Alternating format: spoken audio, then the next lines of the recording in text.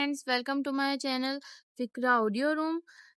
آج ہم نمر احمد کا موسٹ فیمس ناول نمل شروع کرنے لگے ہیں۔ جیسا کہ آپ کو پتہ ہے یہ نمر احمد بہت فیمس رائٹر ہیں اور یہ ان کا موسٹ انٹرسٹنگ ناول ہے، تو یہ بہت مزے کا ہونے والا ہے۔ چلیں ہم شروع کرتے ہیں۔ کتاب اول، نہ مدعی نہ شہادت، حساب پاک ہوا۔ باب 1، ہمارا سعدی۔ اور خدا نے انعام کیا نوح علیہ السلام پر اور ان کے بیٹوں پر، اور ان سے فرمایا آباد رہو اور پھیلتے جاؤ اور زمین کو بھر دو۔ تمہارا خوف اور تمہاری ہیبت ہوگی زمین کے ہر درندے پر، آسمانوں کے ہر پرندے پر، مٹی پہ رینگنے والی ہر شے پر، اور سمندر کی تمام مچھلیوں پر۔ تمہارے ہاتھوں میں وہ پہنچائی جائیں گی، ہر زندہ محرک شے تمہاری غذا ہوگی۔ اور جیسے میں نے تمہیں عطا کیے ہیں سرسبز پودے، ویسے ہی میں تمہیں ہر شے عطا کروں گا، مگر تم ماس کو اس کی جان کے ساتھ نہیں کھاؤ گے، اور اس کی جان اس کا خون ہے، اور تمہاری جان کے خون کا میں حساب لوں گا ہر درندے اور ہر انسان سے، اور میں یقیناً حساب لوں گا ہر انسان سے اس کے ساتھی انسان کی جان کا۔ عہد نامہ قدیم تورات، نہ مدعی نہ شہادت، حساب پاک ہوا۔ صحن تاریک تھا اور طویل برآمدہ نیم روشن۔ فجر کی 2 اذانیں دی جا چکی تھیں اور آسمان گہرا جامنی تھا۔ برآمدے کے آگے کوٹریاں در کوٹریاں تھیں جن کے دروازے سلاخدار تھے اور جن کی میلی دیواروں پر لکیریں نشان نام سے لکھے تھے۔ کچھ قیدی سو رہے تھے، کچھ جاگ رہے تھے۔ یہاں زندگی 2 انتہاؤں کے درمیان لٹکتی تھی۔ سیاہ دھاری سفید دھاری سے مکمل الگ ہو چکی تو فجر کی تیسری اذان گونجنے لگی۔ ہواؤں نے مؤذن کی آواز کو اپنے پروں پر اٹھایا اور صحن میں پھیلا دیا، اللہ سب سے بڑا ہے، اللہ سب سے بڑا ہے۔ ایسے میں برآمدے میں تو پہرے دار ٹہلتے ٹہلتے ایک ستون کے ساتھ آ کھڑے ہوئے تھے۔ ایک نے بیڑی سلگائی اور دوسرے کو پیشکش کی، جسے دوسرے نے مسترد کر کے پھر سے اس حوالاتی قیدی کی کوٹری کو دیکھا جس کے سامنے وہ کھڑے تھے۔ پہلے سپاہی عبدالشکور نے بھی گردن موڑی، پھر استہزائیہ مسکا کر سر جھٹکا۔ محمد دین، بار بار اس بد مزاج آدمی کو نہ دیکھا کر، اس کا دماغ پہلے ہی خراب رہتا ہے، تیری ہمدردی سے وہ اور شیر ہو جائے گا۔ لبوں سے دھواں چھوڑتے اس نے تنبیہ کی۔ میں گواہی دیتا ہوں کہ اللہ کے سوا کوئی ایسا نہیں جس کی عبادت کرنی چاہیے۔ مؤذن کی صدا برابر آ رہی تھی۔ محمد دین تعصب سے اسی کوٹری کو دیکھتا رہا جس میں سفید لباس میں ملبوس قیدی نماز کا کپڑا بچھاتا نظر آ رہا تھا۔ کیا یوں نماز پڑھنے سے اللہ معاف کر دیتا ہے؟ محمد دین نے مایوس آواز میں پوچھا۔ قیدی اب آستینیں کلائیوں تک برابر کر رہا تھا جو اس نے وضو کے لیے اوپر چڑھائی تھیں۔ اس کی پشت ان دونوں کی جانب تھی۔ قتل کبھی معاف نہیں ہوتا، اور جو اس کی طرح اپنی بیوی اور سگے بھائی کو قتل کر دے وہ تو کبھی معاف نہیں ہوگا۔ بیڑی کا بڑا سانس اندر کھینچتے عبدالشکور نے فتویٰ دیا۔ میں گواہی دیتا ہوں کہ محمد صلی اللہ علیہ وآلہ وسلم اللہ کے رسول ہیں۔ میں گواہی دیتا ہوں کہ محمد صلی اللہ علیہ وآلہ وسلم اللہ کے رسول ہیں، مگر اس کی بیوی اور اس کے بھائی کے تعلقات تھے، اس نے غیرت میں قتل کیا تھا، یہی سننے میں آیا ہے، تب بھی تو 4 سال سے جیل میں ہے۔ محمد دین نے ستون سے ٹیک لگائے ترہم سے اسے دیکھ رہا تھا۔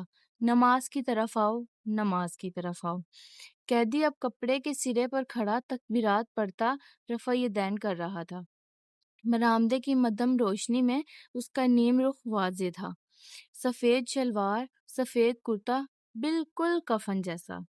اب گردن جھکی تھی، ہاتھ سینے پہ تھے، قدرے لمبے بال 2 انچ کی پونی میں بندھے تھے۔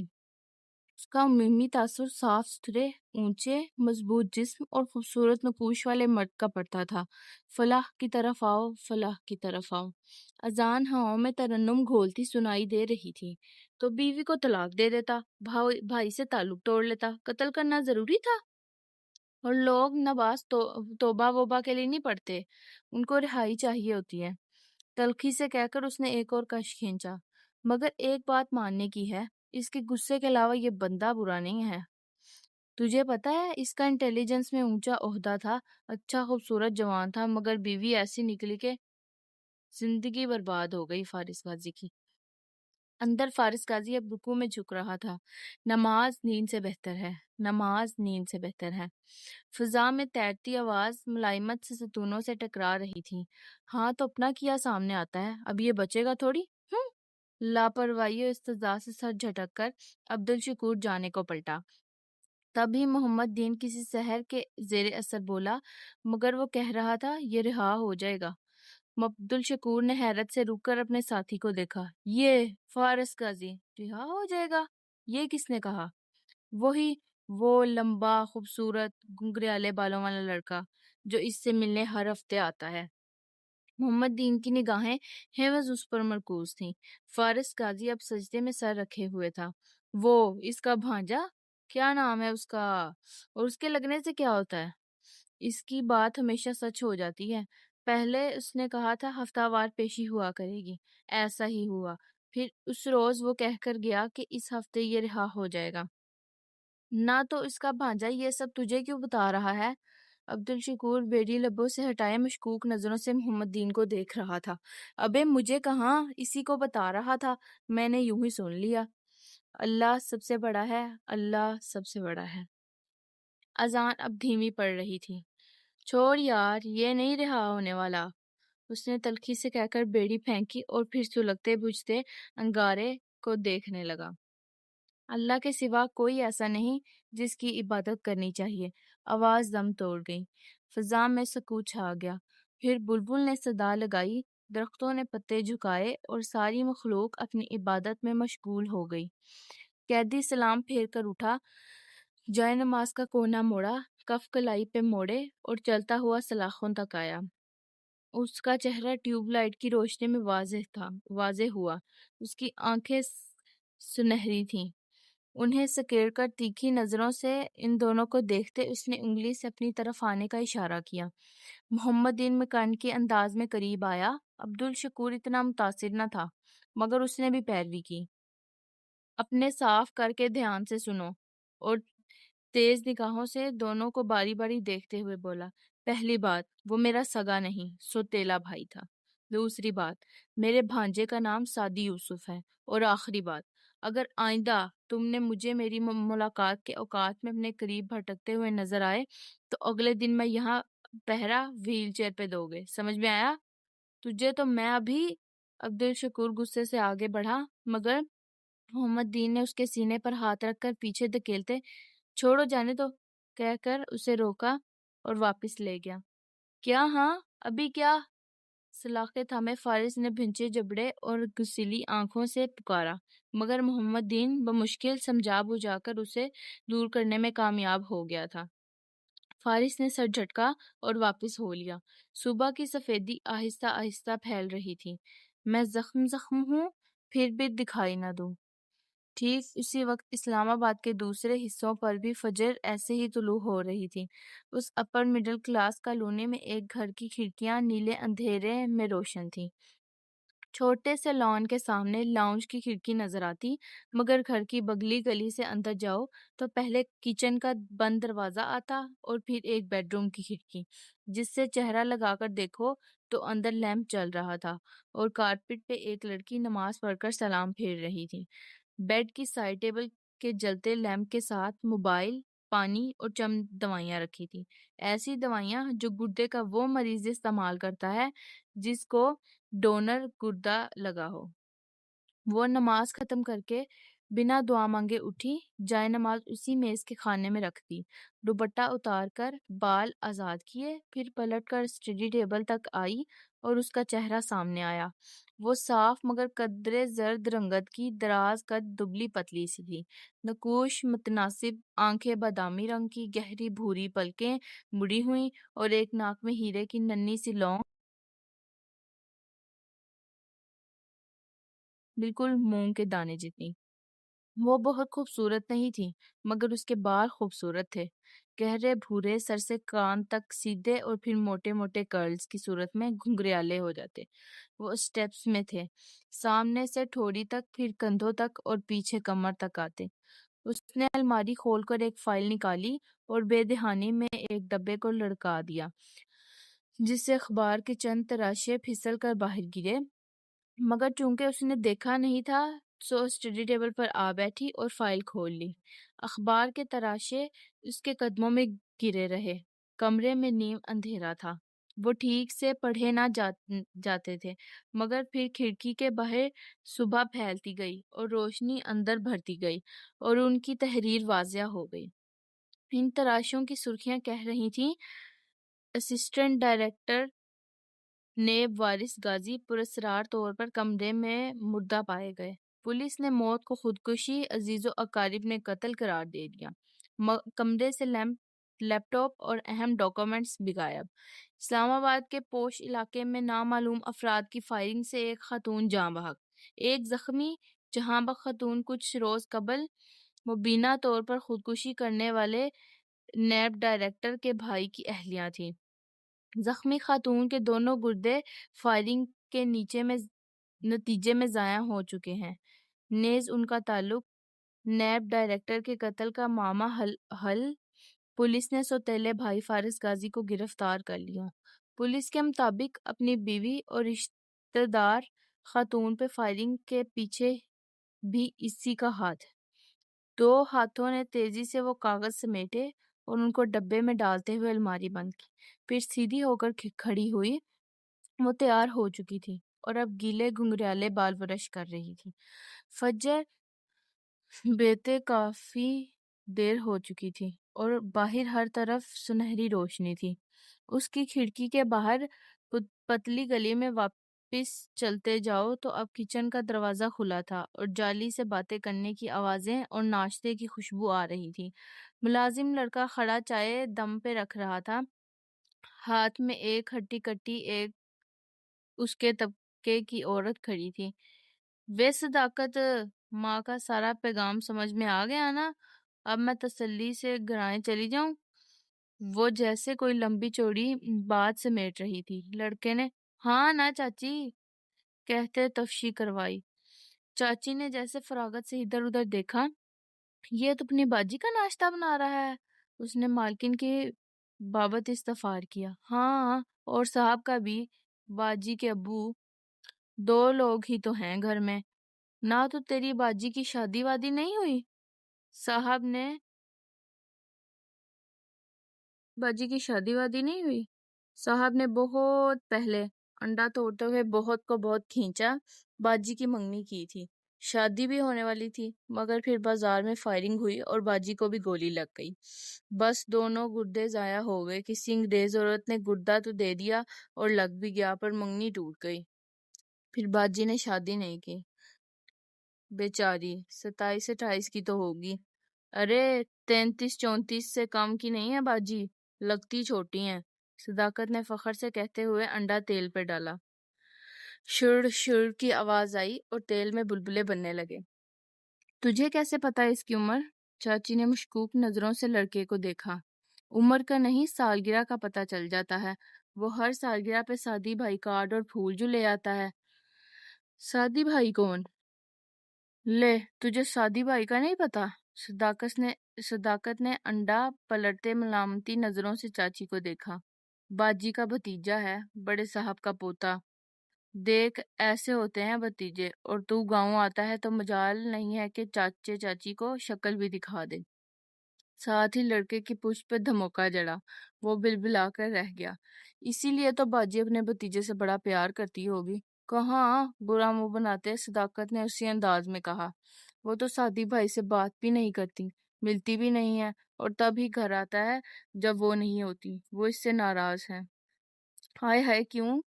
پرانی ناراضی ہے۔ باجی کو جو گولی لگی تھی وہ سادی بھائی کے ماموں نے ماری تھی، بس تب سے ان کے تعلقات اچھے نہیں ہیں۔ وہ سر جھکائے کام کرتے ہوئے تبصرہ کیے جا رہا تھا۔ چاچی نے پرسوچ ہنکارا بھرا۔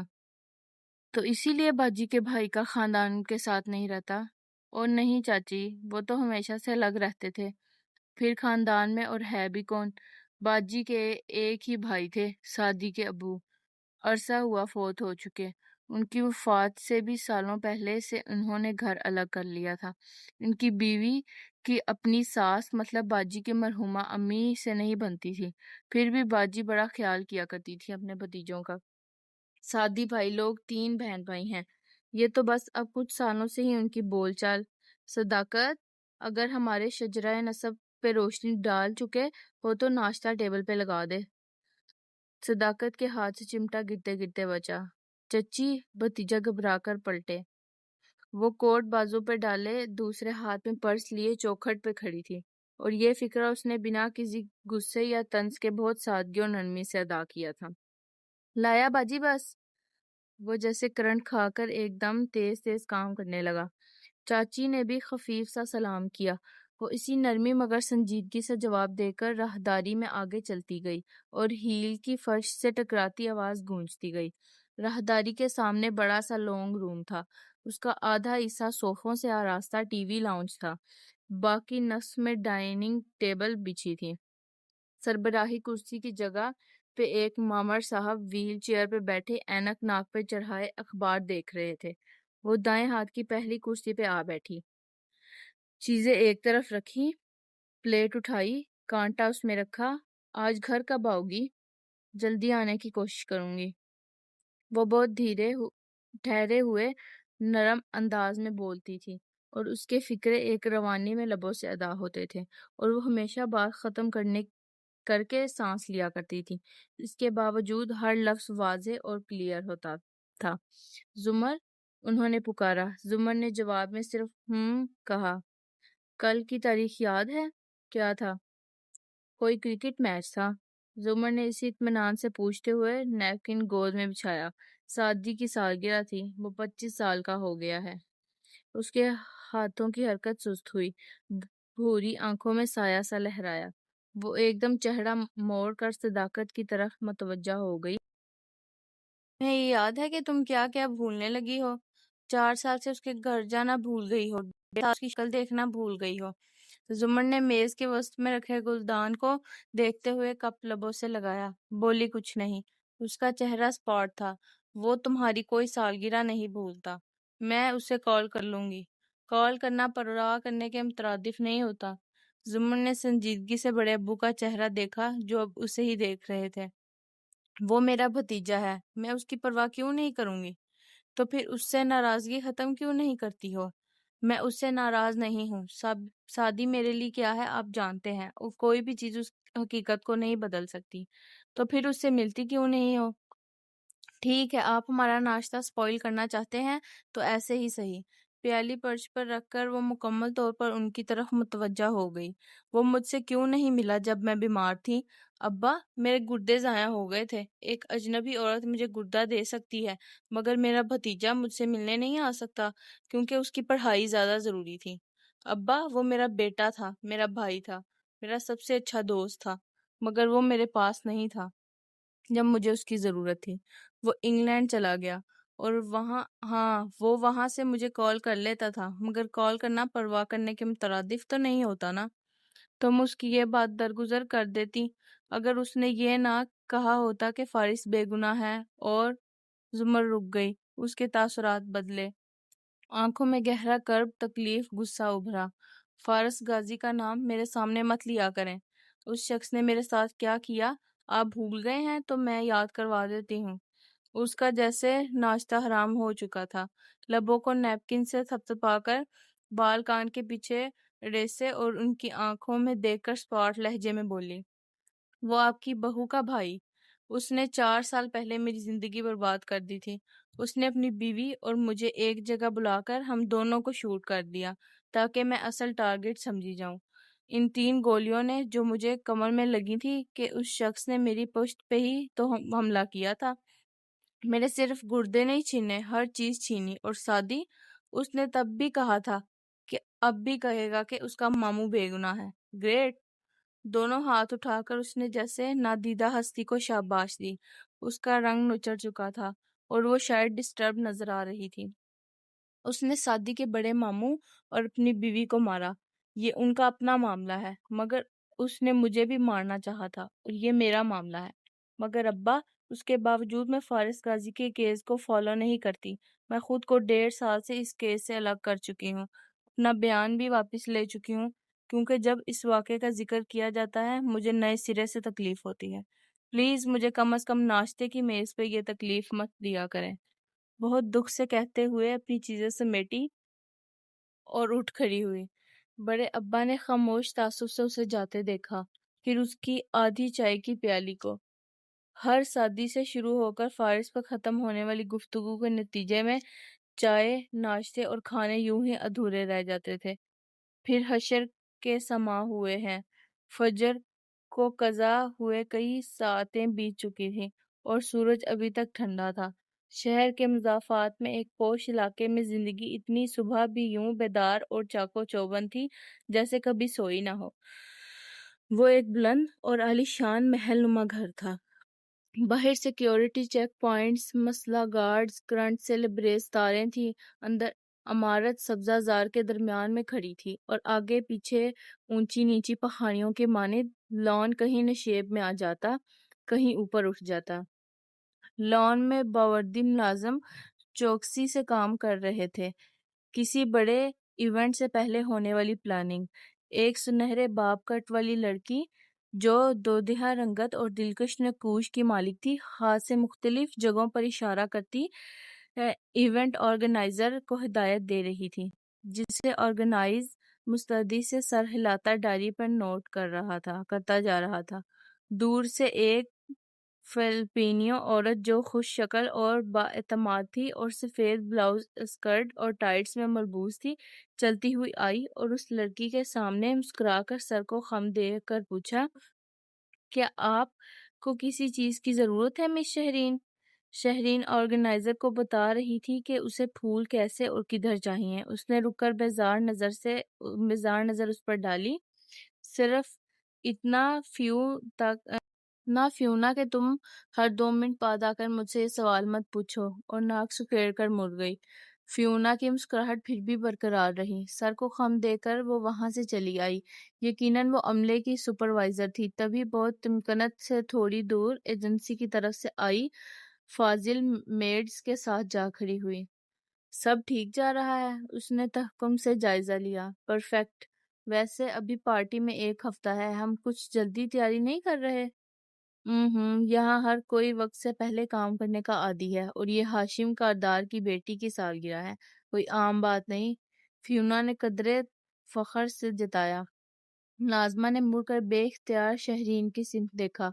یہ ہاشم کاردار کی بیوی ہے نا؟ انہی کی بیٹی کی سالگرہ ہے۔ ہاں، مگر ان کی علیحدگی ہو چکے ہے۔ یہ یہاں نہیں رہتی، پارٹی کے لیے آئی ہیں۔ اور ادھر کون رہتا ہے؟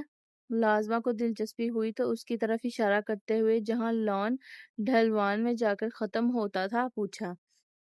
وہاں ایک چھوٹی سی عام سی عمارت تھی، جیسے انیکسی ہو۔ وہ تو فارس غازی کا پورشن ہے۔ فیونا نے برا سا منہ بنایا۔ وہ کون ہے؟ ہاشم صاحب کی پھپھو کا بیٹا ہے، مگر وہ گھر مقفل ہوتا ہے کیونکہ فارس جیل میں ہے۔ پھر دھیمی آواز کی، اس نے اپنے سوتیلے بھائی مطلب اپنے باپ کی پہلی بیوی کے بیٹے کو قتل کر دیا تھا، اور اپنی بیوی کو بھی۔ اوہ! ملازمہ کی آنکھیں حیرت و تجسس سے پھیلیں۔ تو اس کے مقتول بھائی کا خاندان یہاں نہیں رہتا؟ بتایا تو ہے، وہ اس کے باپ کا بیٹا تھا۔ ہاشم صاحب اس کی ماں کی طرف سے کزن ہوئے، تو اس سوتیلے رشتہ داروں کا یہاں سے کیا تعلق؟ گوسپ کا لطف ختم ہوا تو وہ منہ بنا کر اندر مڑ گئی۔